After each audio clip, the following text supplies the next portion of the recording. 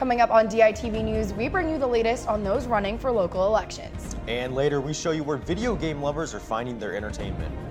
We'll give you a sneak preview of the latest episode of DITV Sports segment Top 10 Plays of the Week with Will Silverstein. And we'll hear from the Daily Iowans pregame editor Adam Hensley on what to expect this weekend from Iowa football. Partly sunny skies and scattered thunderstorms combined creates quite an interesting mix. Find out more on weather. All that and more coming up on this Tuesday morning edition of DITV News. Don't click away. DITV News starts right now.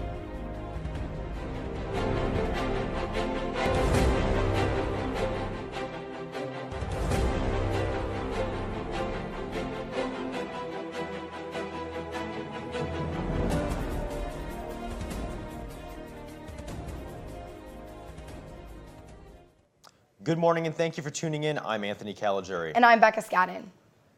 Christian Bahana Rivera, the accused man of killing UI student Molly Tibbetts, has hired new attorneys. He has also waived his right to a preliminary hearing in court documents filed yesterday. Rivera has withdrawn from his preliminary hearing scheduled for Friday. All prior motions filed by Rivera's previous attorney, Alan Richards, has also been withdrawn. In the recent wake of Molly Tibbetts' death, 2 Latino festivals in Iowa have been canceled. Christian Bahana Rivera, the man accused of killing Tibbetts, is said to be an illegal immigrant. Hispanics United for Perry, based out of Perry, Iowa, canceled their event, and Iowa City canceled their Latino festival, which was set for this past weekend. The decision to cancel these events came down to safety due to the immigration backlash that has followed Tibbetts' death. President Donald Trump's comments on Tibbetts rekindled the debate on immigration. There's been no word on if Iowa City will hold the festival later on this year. U.S. Secretary of Education Betsy DeVos has been discussing the possibility of using federal funds to give school teachers guns in response to the countless mass shootings in American schools. The New York Times reported that funds will be taken from the Academic Enrichment Grants and Student Support Act passed by Congress in 2015. These funds were originally meant for schools struggling to fund digital literacy programs as well as improving school conditions. Educators around the country have spoke out against this, including Iowa City Superintendent Stephen Murley, saying to the Daily Iowan, quote, "Taking money away from kids is something I certainly would not support." Murley went on to say, quote, "I know that every one of these incidents is horrific. They make parents and students more apprehensive about safety in schools." Find out more in today's print edition of the Daily Iowan. With city council elections happening in just over a week, we here at DITV News want to keep you informed about who's running in these elections. Every day this week, we'll be profiling each candidate to inform you about the things they want to change. Standing by in the studio to tell us about our second candidate is DITV News reporter Mackenzie Cooper. Thanks, Becca. Good morning. Today we'll be talking about candidate Ryan Hall. Hall is a native from the suburbs of Detroit, Michigan. Coming from a hardworking family, Hall is trying to pay his way through college by working 2 jobs. Understanding the struggles of paying for college, Hall is fighting to raise the minimum wage for Iowa City employees to $15 an hour, as well as trying to expand public transportation and addressing affordable housing. Hall's focus is to make the community work for all with broad representation and more focus on Iowa City's most vulnerable populations. We here at DITV News will continue telling you about the candidates throughout the week. To find out more information about each candidate and the election, go to daily-iowan.com. Guys, back to you at the desk. Thanks, Mackenzie. The search for a new provost at the university is still ongoing. Last night, a second public forum was held to continue discussing expectations regarding high importance for prioritizing shared governance, boosting faculty retention, and having previous work experience at a public university. These are all traits the Provost Search Committee are looking for in a new candidate. Sue Curry, the former dean of the College of Public Health, has been temporarily filling in as interim provost. UI President Bruce Harold is set to make the final decision by the spring semester on who will become the new provost. With the November elections right around the corner, the Iowa City is getting prepared to vote on the new Johnson County Board of Supervisors. DITV News reporter Noah Gowdy is standing by in the newsroom to tell us more. Noah, what can you tell us? Thanks, guys. That's right. The upcoming November elections will be having the vote for the Johnson County Board of Supervisors, and the Republicans last week went ahead and voted on a candidate that they felt would be the best fit for one of the 2 seats. Iowa City School Board member and Johnson County Republican Phil Hemingway was selected as the candidate to lead the way for the Republicans in this election. Hemingway is putting an emphasis for his campaign on concerns with Iowa roadways, water quality, mental health services, and natural resources in the Johnson County area. If Hemingway was elected, he would be the first Republican to win a seat on the Board of Supervisors since 1958. He will not run unopposed, though, as he will face incumbent Supervisor Janelle Reddick and Democratic candidate Pat Hayden. Both Reddick and Hayden won the Democratic primary back in June. Reddick plans on implementing progressive policies and providing helpful services to the people of Johnson County, while Hayden is running on similar issues as the others, where she wants to focus on elderly health care, improving mental health services, and conserving natural resources. Now, there will be a number of open forums to go ahead and meet with the candidates and find out a little bit more about them, so stick with DITV News as we bring you further updates. This is Noah Gaddy reporting in the newsroom. Guys, back to you. Well, Becca, the weather this week has kind of been all over the place, hot, cold, and a lot of students haven't been out enjoying themselves. Yeah, Anthony, I'm not loving this hot, muggy, rainy weather. I'm hoping it's going to be a little bit nicer this upcoming week. Let's toss over to Kennedy in the weather studio for more on that. Kennedy? Guys, imagine this. 2 consecutive days of warm weather followed by a week of temperatures that don't drop past 80 degrees in Iowa City. Sounds like a dream come true? Well, bippity boppity boo, you might as well call me your fairy godmother, because that is what this week's forecast is looking like. Today we will see a high of 95 degrees with partly sunny skies and a low of 76 degrees with a 10% chance of rain. As we head into night, we can see partly cloudy skies with temperatures in the upper 70s. Keep those sunglasses close as we take a look into the extended forecast for the week. Tomorrow will be extremely similar to today, as we will encounter a high in the 90s again and low in the high 70s with a still very slight 10% chance of rain. Thursday brings us a moist surprise with sunny skies during the day, reaching a high of 92 degrees, featuring scattered thunderstorms throughout the evening.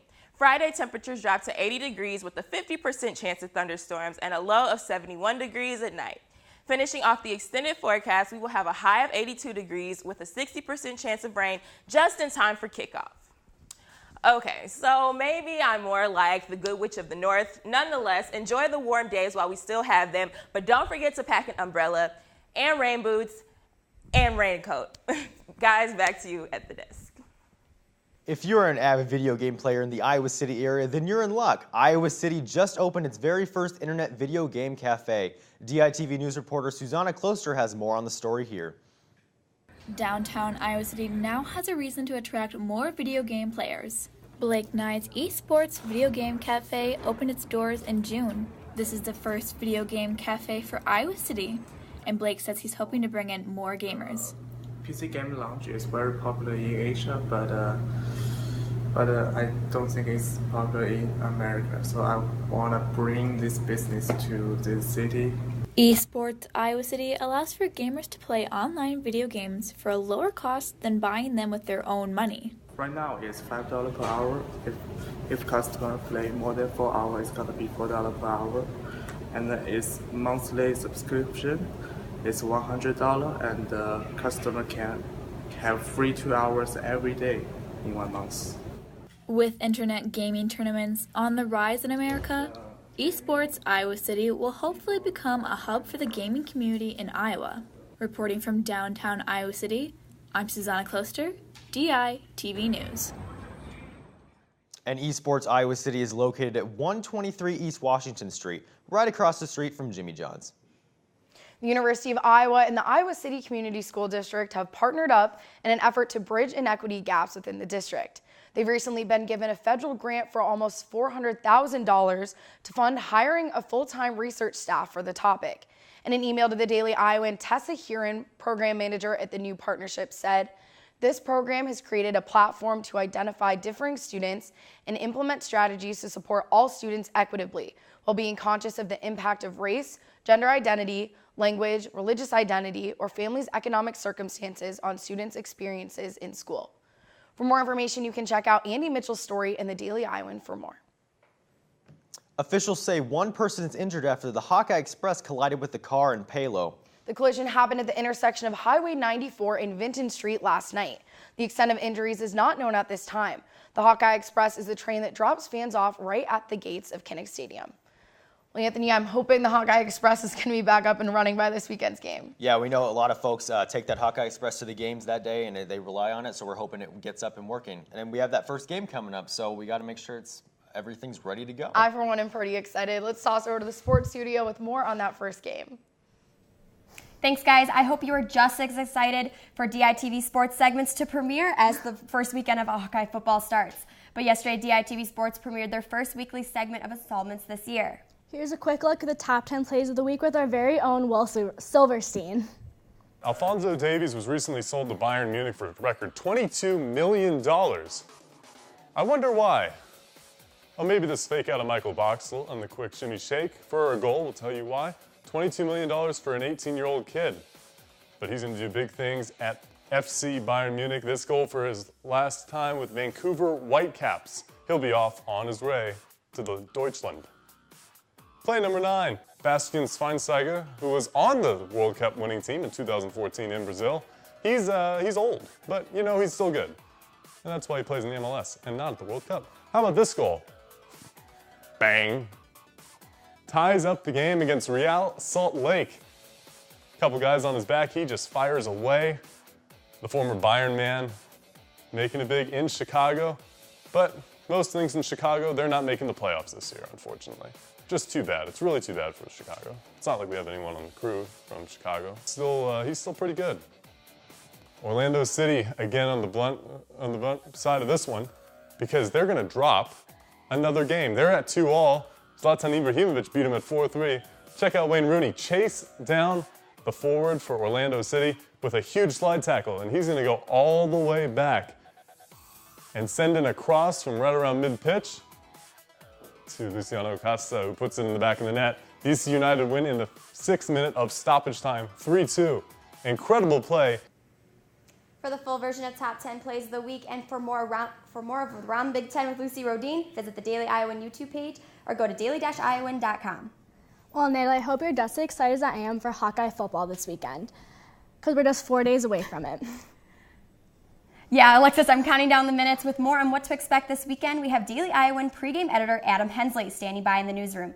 Adam, thank you so much for being here. And just to get started, what are your thoughts about the depth chart that was just released yesterday? Yeah, so on Monday, when the depth chart came out, my eyes immediately went to the linebacker position. Amani Jones and Nick Neiman were pretty much locks to start the year at 2 out of the 3 starting spots. However, that weak side position at linebacker was essentially up for grabs. Defensive coordinator Phil Parker has listed plenty of guys this offseason who he thinks could step up, but in the end, it's Christian Welch getting that starting job, and I'm very curious to see if this is the same Hawkeye starting 3 that we're going to see all season long, or if Parker decides to switch things up at any point this season. Okay, well, Adam, what is your biggest question you have going into the first game then? My question, I guess, would be referring to the offensive linemen who are stepping up for the 2 Hawkeyes who are suspended. Alaric Jackson and Tristan Wirfs, they're out. So Mark Kallenberger is getting the start at left tackle, and Dalton Ferguson is getting the start at right tackle. Kallenberger's never played a down for Hawkeye football before. He's a redshirt freshman, while Ferguson he's also been hurt for most of his Hawkeye career. Taking all this into consideration, Northern Illinois has one of the best defensive linemen in the country in Sutton Smith, who finished last season with 30 tackles for a loss, including 14 sacks. So I'm very curious to see how this offensive line shapes up in the pass protection and the run game on Saturday. Well, Adam, thank you so much for joining us. Once again, that was Adam Hensley, Daily Iowan pregame editor, live in the newsroom. But that's it from us in the sports studio today. Tune in tomorrow for more from Iowa football's first media availability of the season. And a special look at the new end zone at Kinnick. Guys, the desk back to you. Get ready to spice up your life. Those who are fans of the ever-popular girl group, the Spice Girls, can expect to see a reunion next year. Rumors have it that the girls will perform about 13 shows around the UK. The only catch is it sounds like Victoria Beckham will not be joining in on the reunion. All right, Anthony, so I gotta know, who is your favorite Spice Girl? I mean, you got Baby Spice, Posh Spice, but I think my favorite is Scary Spice. That's all we have for you on this morning on DITV News. Be sure to head over to daily-iowan.com for all your latest news between Monday and Friday. And if that isn't enough of the Daily Iowan for you, be sure to check out our print edition of the news on Stands Now. For DITV News, I'm Anthony Caligiuri. And I'm Becca Scadden. Have a great day, Iowa City.